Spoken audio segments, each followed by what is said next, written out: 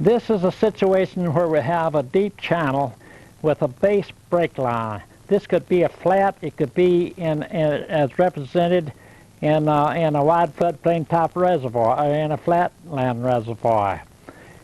Now the reason that this particular thing is important to you as a fisherman is that when the fish are in the channel here, the first contact point is going to be at this base break line. The weather and water conditions may be such that you probably have very little migration up here. Even if you did have a little migration, then they would drop right back down to this base break line probably. Now the problem that exists in presentation of lures at this particular point is the fact that this break line could be along a channel that is quite long. And not only being long, it can be crooked. It can be crooked as a black snake. So our problem to keep out of trouble is to know what to do so that we can follow that break line so that our lure is in position most of the time. Whether it be on a weed line, a tall weed line, or in the edge of a channel, or down at the base of a channel. So these give problems because especially on the weeds and because they're very difficult on a crooked weed line, a base break line, that's at the bottom of the weeds, to keep the lures in position or to just keep out of trouble. You're either in the weeds or you lure out of position. The same thing can occur when you're running the base break line along a channel. Here again, we are running into problems of trying to keep your lures in position because even the channel break line may be crooked. It may be fingered. There may be quite a few things there that the depth changes just a little bit. And so you're either the boat out of position some of the time and your lure is out of position some of the time. So it's very important to do it. The depth sounder can give you some guide.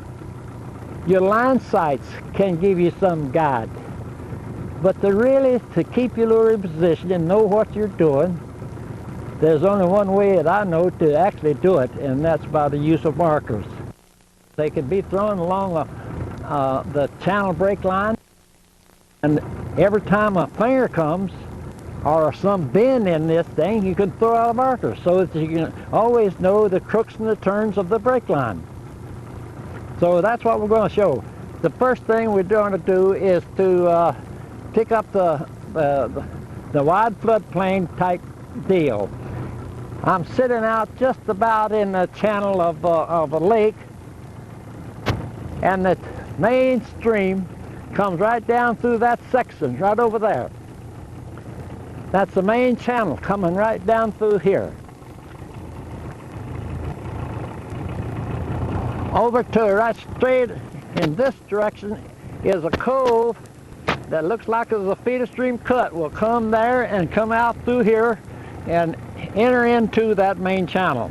So that gives us some things that we've got to be looking for in this. So I'm going to throw some markers along this this channel break line. I'm going to throw it up on the delta if there happens to be one there. But I'm going to throw it close enough to the break into the deep water so that I can stay outside that and be very, very close and try to keep my lure close to that base break line in that channel. Now I'm going to go out till I check the edge of the channel.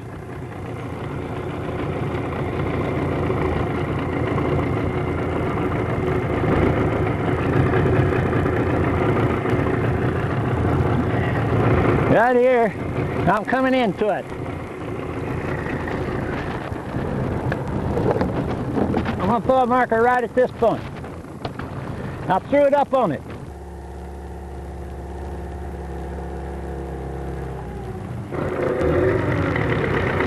I'm going to go back and see exactly where it is so I can make my pass by without and keep my lure right on the base break line.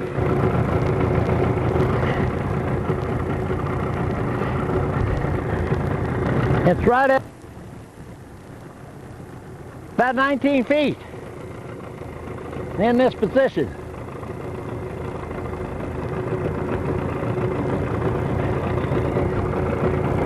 Probably it's varying a little bit, but somewhere around 19, 20 feet, I'm going to be okay, and I'm going to mark them. So I'm going to come down through there and follow that base break line. Anytime I see a crook or turn or anything else, I'm going to throw a marker.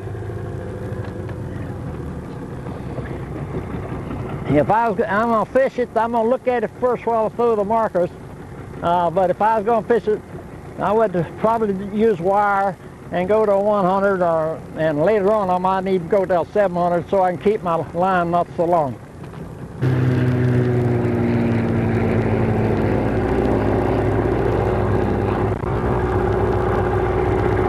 It's pretty straight right here.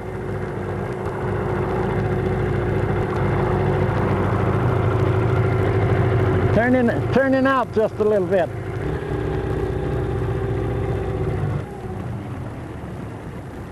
Now turn it back in.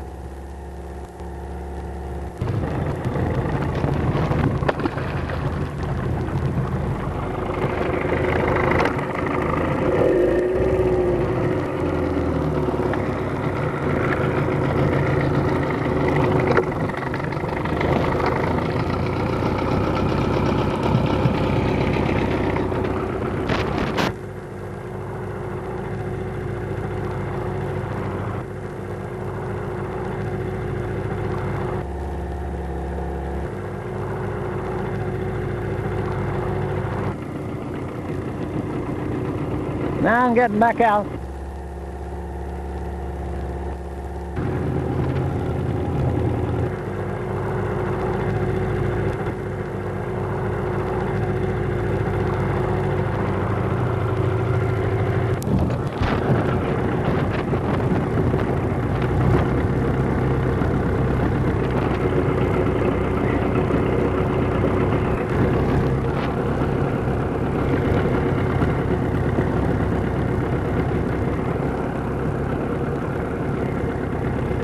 I'm getting a little bit shallow here, so that means I'm probably coming to the feeder cut.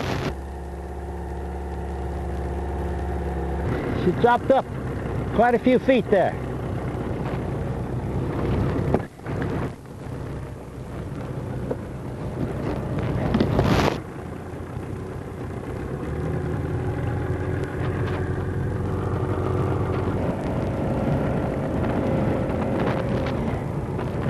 Here I'm coming into the other side of that cut. Good, nice feeder cut.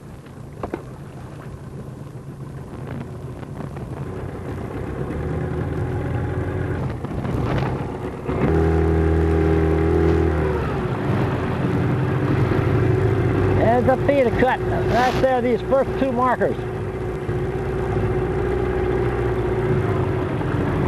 It dropped up just a couple feet where that washed in. Looks like it's around 21 feet. 20. Little bit deeper. If you see my boat, you can see I have to turn in here. That feeder cut washed a lot of dirt out there and made that bend. And it was a little bit shallower.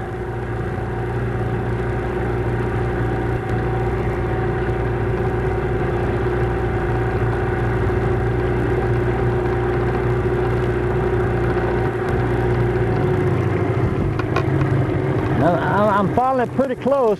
According to the depth sounder and my lure talking to me, it's hitting the little high spots.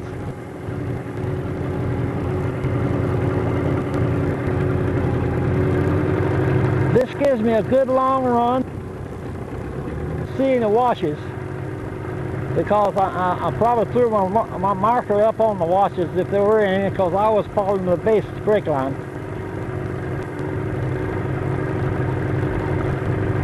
I'm going to make one more pass because I want to get some line sights a little bit better now. Very easy to do. I got to get some good line sights on that feeder cut. Because most likely if there's any fish on this break line, they're going to be right out there at that feeder cut. but by running the lure and keeping it in position, 700 wire, that's giving me a pretty good pass. I don't have to run too much line.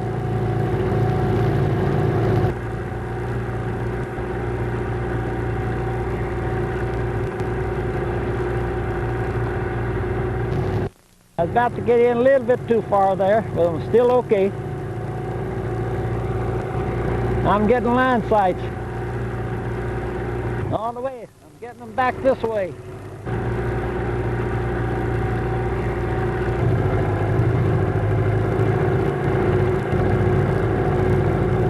I got a good line sight with that corner going this way where the feeder cut is. Now I have to get me another one back in here.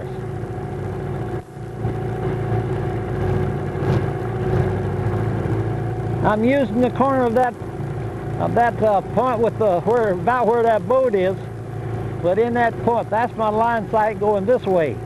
I see some brush in the water just inside that point. Now I'm gonna get me another line sight back this other way.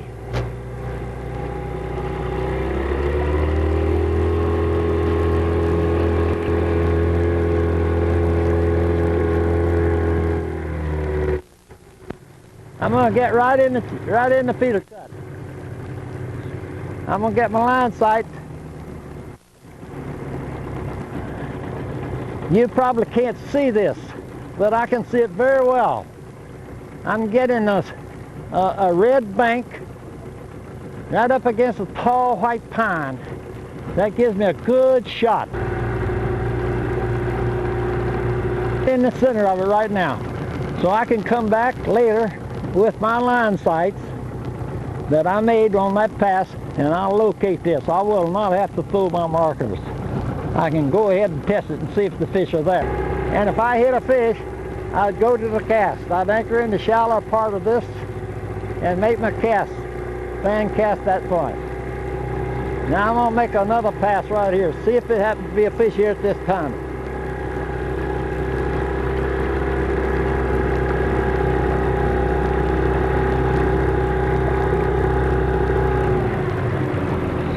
Oh, I came bumping up pretty good. It gets fairly shallow there. Looks like about 14 feet.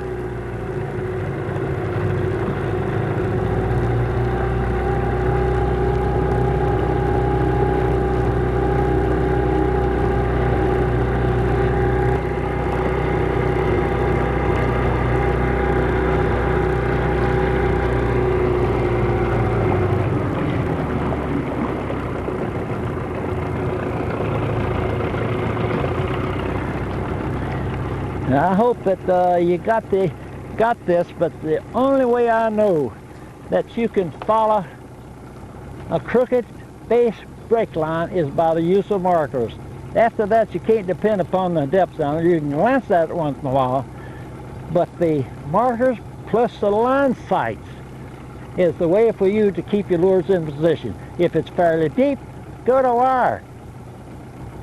Go to big lures so that you don't have to run so much line. If you run a long line and try to get depth here, like I say I was running a 100, and I had to have the long line in order to get down to 15, 16 feet, then I can't follow the crooked baseline. I'm going to either be in the weeds, if the weeds are there, or my boat's going to be out of position, and especially my lure is going to be out of position.